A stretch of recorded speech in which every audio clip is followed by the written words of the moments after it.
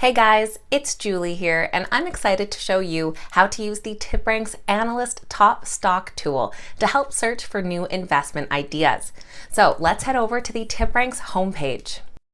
From here, we're going to go to Research Tools and click on Analysts Top Stocks. What's unique about this tool is that it only focuses on the stocks with a strong buy or strong sell rating consensus according to the very best Wall Street analysts. Now, to begin with, at the top here, you're going to see which sectors are getting the most ratings from these top analysts. In this case, it is healthcare. You can scroll your mouse over the bars to see how many stocks in each sector are being rated by these top analysts and how they're rating them.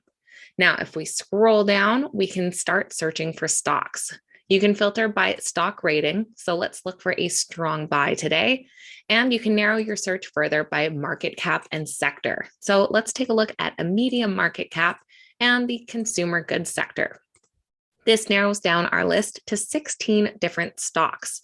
Now, I'm going to sort by the average price target of the top analysts to see which of these stocks have the best upside potential just by clicking on this column.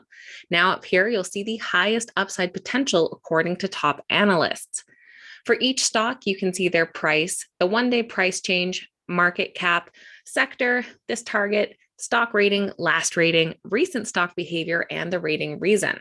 Of course, by selecting columns here, you can remove any category that you don't care to see. If you're wanting to add any of these stocks to your watch list, you can simply click on the blue plus sign here. Or if you want to research further, just give a click on the stock name. So it's as easy as that, guys. Now it's your turn. Head over to TipRanks and give this tool a try. Make sure to let me know in the comments how it goes for you and what other tools you'd like to see us cover here on the channel. Thank you all so much for watching. Have a great day, and I'll see you back here next time.